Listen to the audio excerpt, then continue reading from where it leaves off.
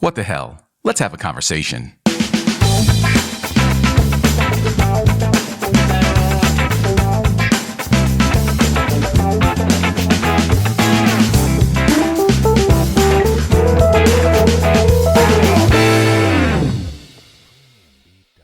Welcome back to another edition of The Conversation on Roku TV. I'm your host, Marquis, and my guest this week is none other than I told him right now, he's in the hot seat, man. You're in the hot seat, bro. That's all there's to it. You're in the hot seat, man. It's saxophonist Matt Lee. Ladies and gentlemen, give it up for him. That's what I'm talking about right now. Yeah. So, as always, what I like to do is, before we get started, I like to tell people that your website address is going to be going on the bottom of the screen there. So my people out there, you got your phones and everything like that. My phone's over here, but you got your phone, and they do it too, Matt. They're up there looking around and stuff like that, reading up on you, trying to find out who you are before I could tell them. So yeah, just get in there and just do it. You know what I mean? This website, yes, sir. His website address is there. Look up all the information and stuff on him. And look, man, that website is loaded. You got some stuff up there, man. I'm trying. You're trying. Well, you're accomplishing, man, because you know what? There's more stuff to you than what we're going to talk about in the interview. And I want them to go look up some information, too. Hey, as always, man, how we kick this thing off is tell my people where you're from and how you got started. Well, I was born and raised in Anaheim, California, and pretty much lived in California my whole life up until 2.5 years ago when I moved to Vegas. But again, that's where my roots are. I went to school in Yorba Linda, California, which isn't far from Anaheim. And then I sort of migrated out to the Temecula area where there's a lot of jazz venues, all the wineries, South Coast Winery, a lot of the places where saxophonists play. And did that for many, many years. And got ourselves out to Vegas, kind of needed a change. And but as far as when I started, it was 1997. Yep. And wasn't a musician prior to this. I actually listened to heavy metal music. Oh. If you can believe that. I didn't know what jazz was or blues or anything. And I just had this epiphany that said, you gotta play saxophone. And I didn't even listen to jazz or didn't know anybody. But there was a radio station in California called 102.7 KISS FM, which was a very, very big station. And I heard a gentleman by the name of Grover Washington Jr. playing Just the Two of Us. And I said, man, who is that? And I just kind of fell in love when I heard Grover. And it sort of started from there. My grandmother bought me my first alto saxophone. And at that time, I had graduated from college, and which was nothing to do with music. I'm actually, background-wise, medical field. So, oh, wow. Okay. Yeah, so I had no music knowledge whatsoever. Anyways, but something said, you got to go play the saxophone. So from that point on, I self-taught myself. I did a lot of ear training with Grover Washington Jr., a lot of the soul and R&B guys like Curtis Mayfield, James Brown, Isley Brothers, on and on and on. And I just sort of did that for many years, till I got to a point where I could actually go out and perform. Wow. So you know what? You answered a question for me because we were talking about how I first saw him. So I first saw Matt Lee, and I've heard about you, but I said, let me check out your game here. And I ended up going on YouTube, and I heard the song, and I saw you playing, and you were really getting into it. And that answers a question because you said you're self-taught. Yeah. And I was looking at it, I was like, man, he is really into it. The song Spanish Skies.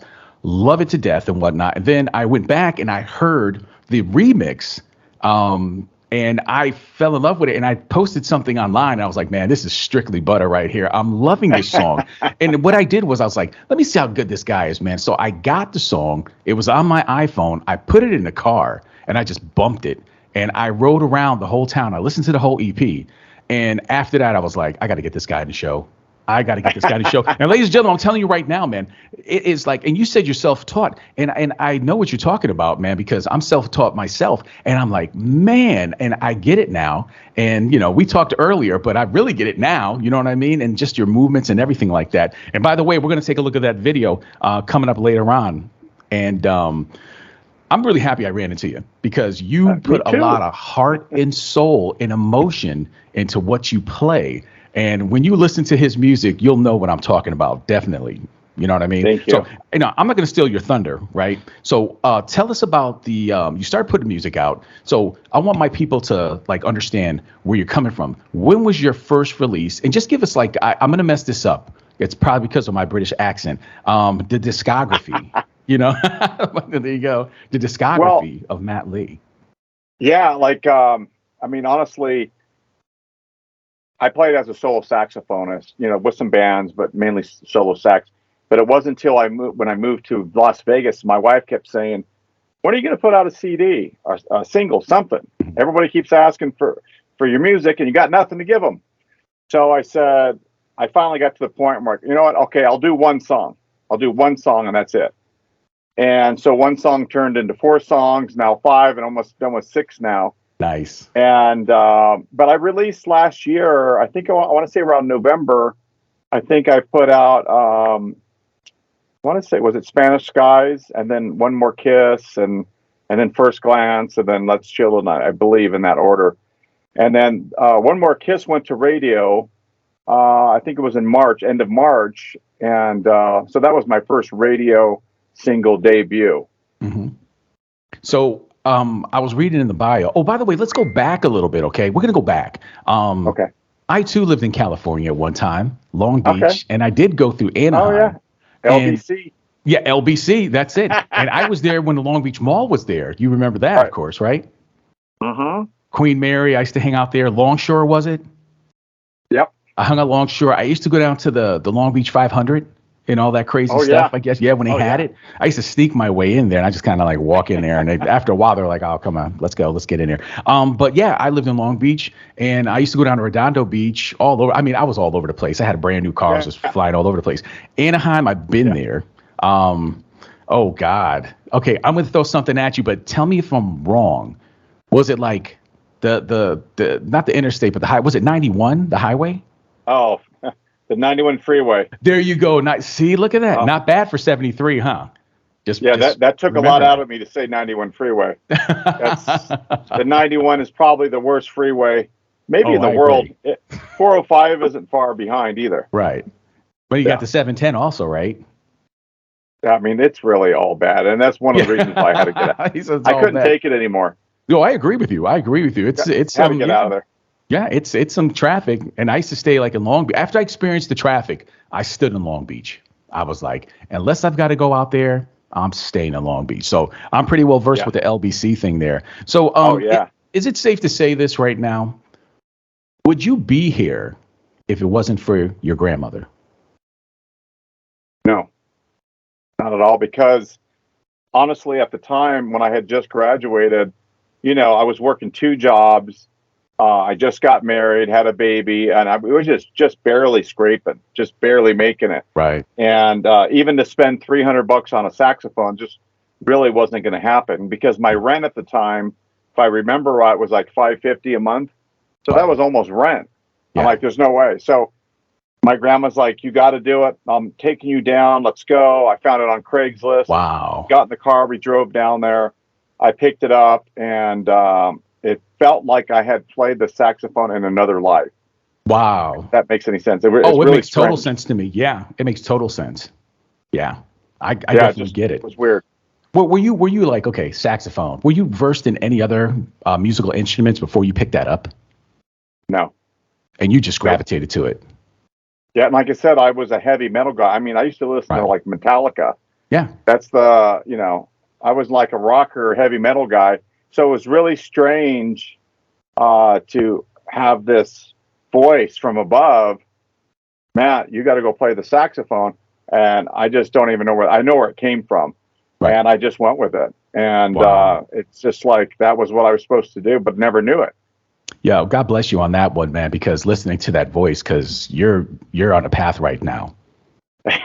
You're on a path, man. I mean, like I explained to you before that I worked for record companies, and like listening to your sound. And I told them too, for the people, I told them too, I said, I used to hang out with like Dave Koz and follow him around and whatnot. And you would get other people that would come along to play the saxophone. You're like, okay, they're good. The Dave Koz was like, damn, he's just got that signature sound. and Right. you have that signature sound. I'm trying to, just be myself. Yeah. I just try to have my own voice. To me, when I play the saxophone, I feel like I'm a vocalist.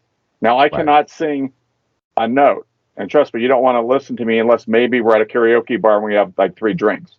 But I just feel like if I was a vocalist, this is how I would sing. Mm-hmm. So I feel like I'm just really singing through the saxophone. Right. So were you thinking like, okay, I got this sax. We're back in 97. I started in 94. Okay. So were you at that time, and we're going to get into the music industry thing after we come back from the video, just to let people know, because they always ask that question about how did you do it? What are your thoughts on the music industry? And that's one of the main emails that I get all the time from people. Was your thought process, was it like, hey, look, I got the sax. I'm going to start putting out music. This is my ticket. That's it. And my goal is to get signed by a record company. Actually, no, it was none of that. So when I got into playing, I was just looking to go out and play, make music, and put some smiles on people's faces.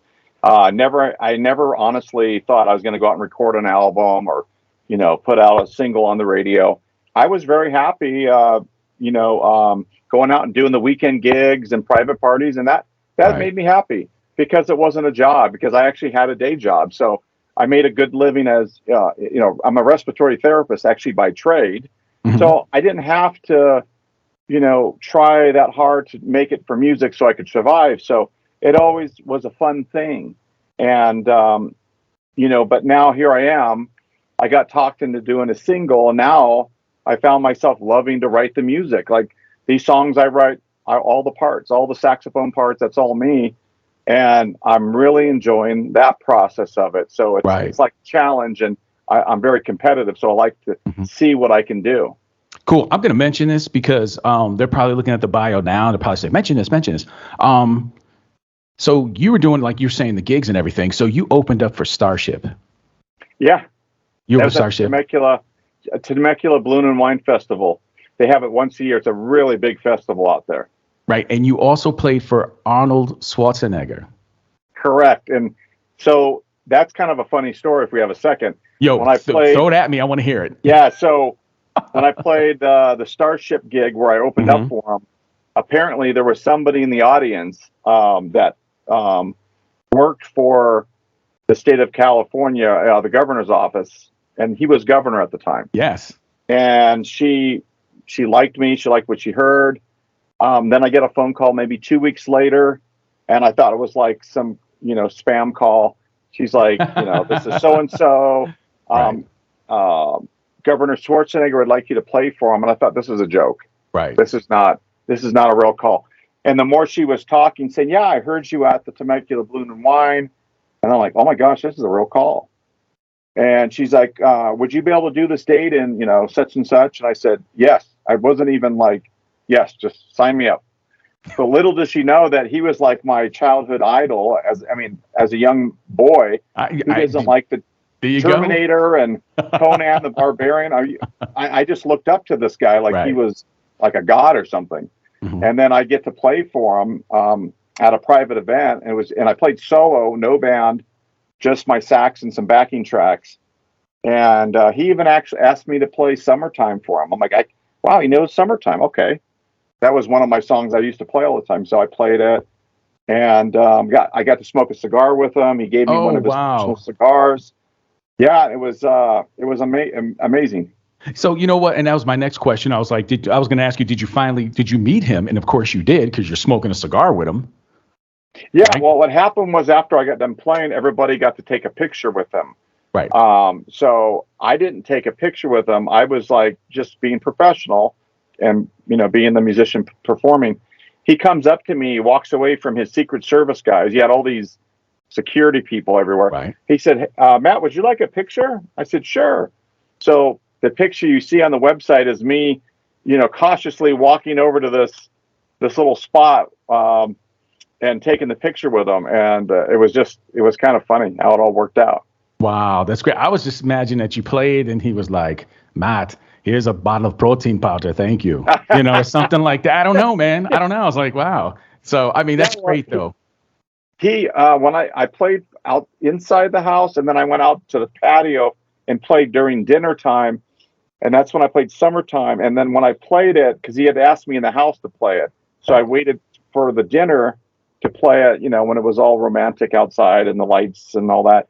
And I played it, and then after I got done, he stood up and gave me a standing ovation. And then once he stood up, then everybody stood up. Oh, there you go. Yeah. So yeah, it wasn't too long after that he was there for about 2 hours, and then he took off and got in his jet and left. Wow. Do you think if he wasn't governor at that time, you think people still would have stood up? Yeah, of course. Right. Arnold, let's stand up. I hope so. I think maybe they were afraid that he'd be back. Yeah. Oh, and see, I think they still think he's a Terminator. They don't want to make him mad. There you go. Hey, man, tell my people where they can find your music. You can find me on your favorite digital platform: iTunes, Apple, Amazon, Pandora. I also have a website. It's www.mattleesax.com.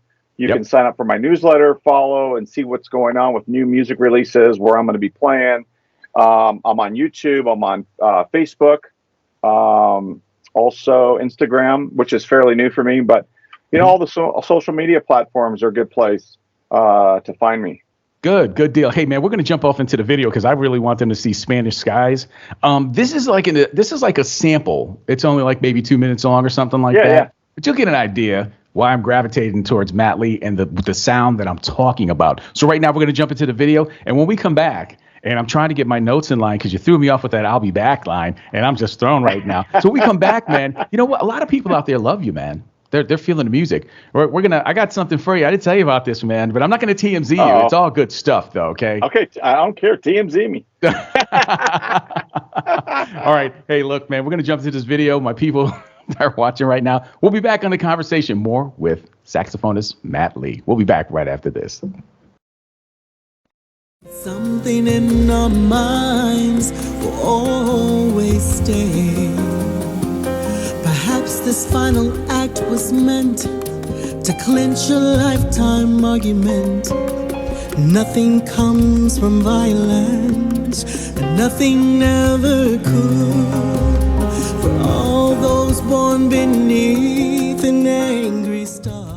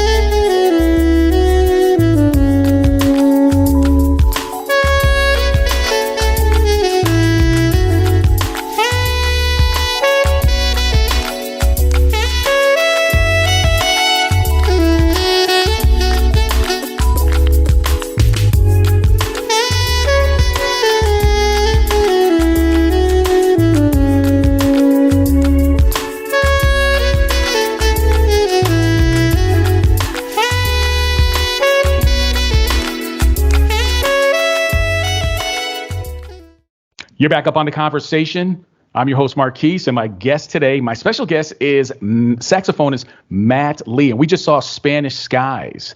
And you told me about Huge Groove. He did the remix. Yes. He did the remix on that. And I've got to get you that picture of Huge Groove when I did the photography stuff for him. That was a long time ago. Yeah. Oh, this is back in this is when I was young and I was spry, back in 2013.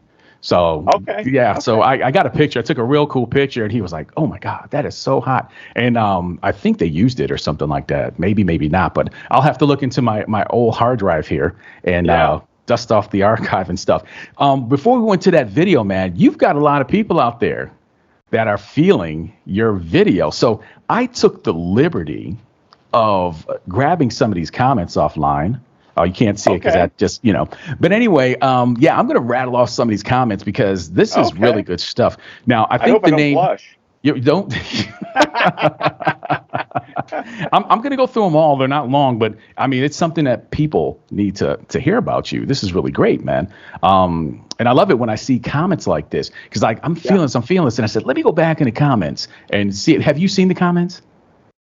I haven't. Oh, well, I got something for you, buddy. I've been so busy trying to make new music.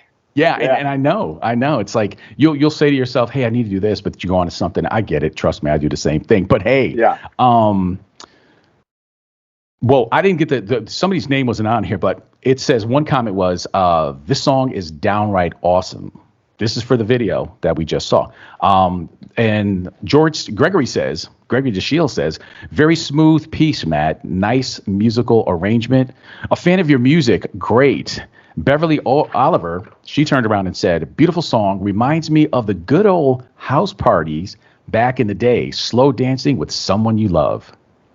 Ooh, yeah, that's what I'm feeling too. It is good. I love that one. And Aura, Jorge, I should say, he says, very good musical composition and a masterful interpretation. The sound of the sax and the mouthpieces.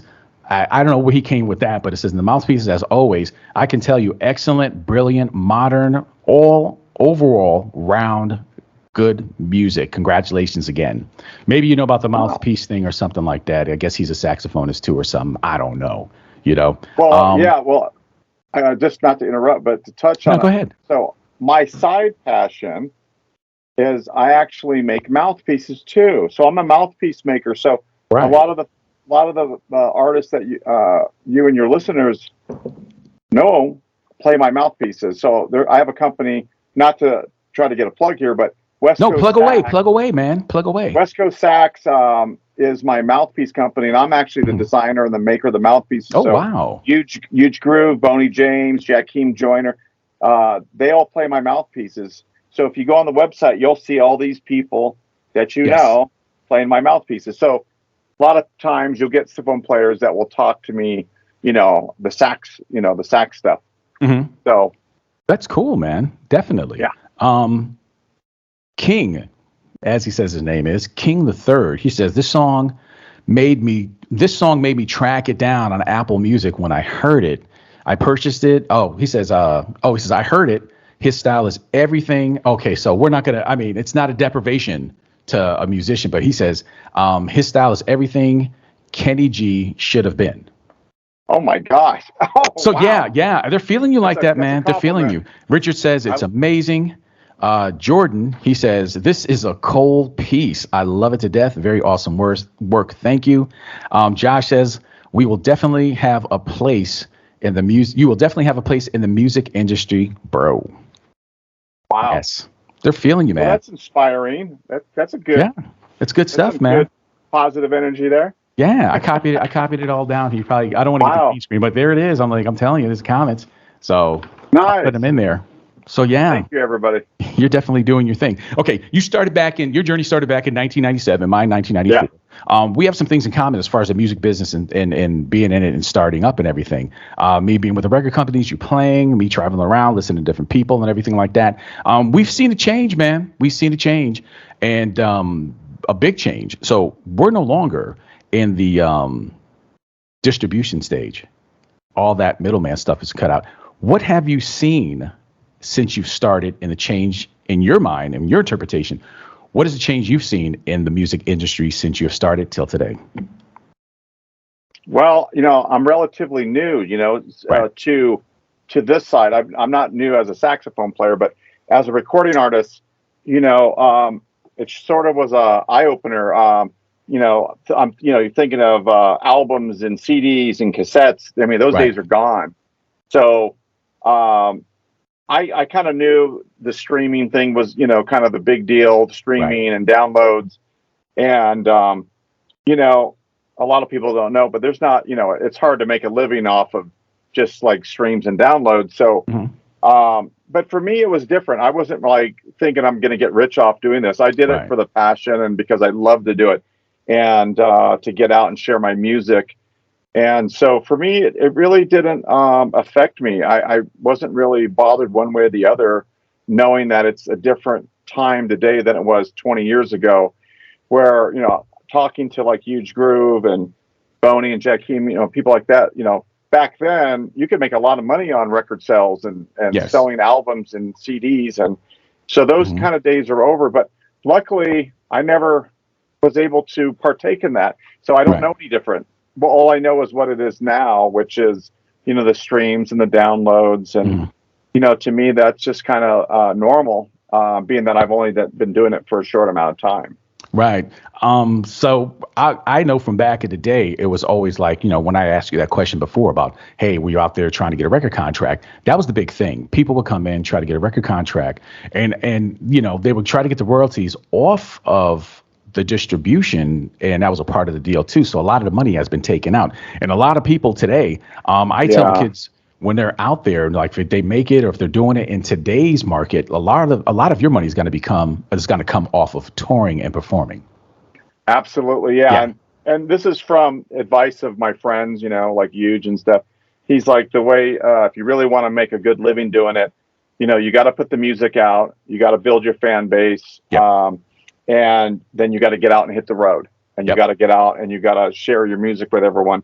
You can make a living doing that. It's not going to happen overnight. Be Right. prepared. It's a journey.